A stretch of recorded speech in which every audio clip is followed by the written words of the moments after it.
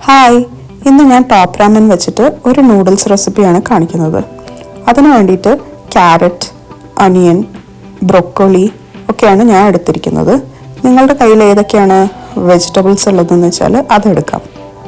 പിന്നീട് ഞാൻ കുറച്ച് ചിക്കൻ എടുത്തിട്ട് അതിൻ്റെ അകത്തേക്ക് Italian seasoning, oregano, salt, paprika അല്ലെങ്കിൽ ചില്ലി പൗഡർ, ഞാൻ ചില്ലി പൗഡറാണ് യൂസ് ചെയ്തത്. ഇതൊക്കെ വെച്ചിട്ട് ഒന്ന് മിക്സ് ചെയ്ത് കഴിഞ്ഞിട്ട് ഇതിനെ ബട്ടറിലിട്ട് ഞാൻ സോട്ട് ചെയ്ത് എടുക്കുകയാണ് ചെയ്യുന്നത്.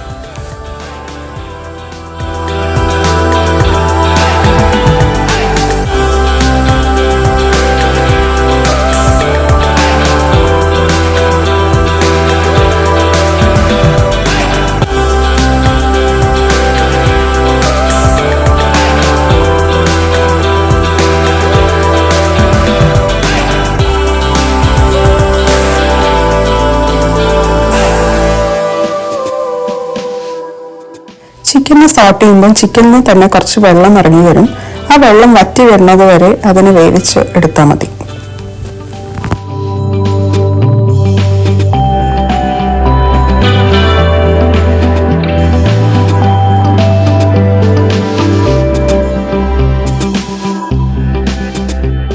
ചിക്കനെ സോട്ട് ചെയ്ത് മാറ്റി വെച്ചതിന് ശേഷം ഞാൻ 3 മുട്ട ഇതേമാതിരി പൊട്ടിച്ചിട്ട് സോട്ട് ചെയ്തെടുത്തിട്ടുണ്ട്.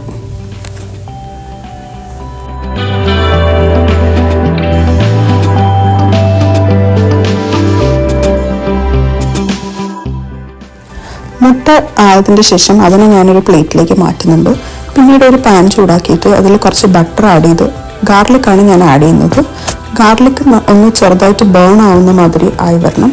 അതായി കഴിഞ്ഞതിന് ശേഷം പിന്നീട് ഞാൻ ഉള്ളി, ക്യാരറ്റ് ഈ അരിഞ്ഞു വെച്ചതൊക്കെ ആഡ് ചെയ്യുന്നുണ്ട്. ഇതിലേക്ക് സ്പ്രിംഗ് ഒണിയൻ്റെ തണ്ട്, ബ്രൊക്കോളി ഇത്രയാണ് ഞാൻ ആഡ് ചെയ്യുന്നത്.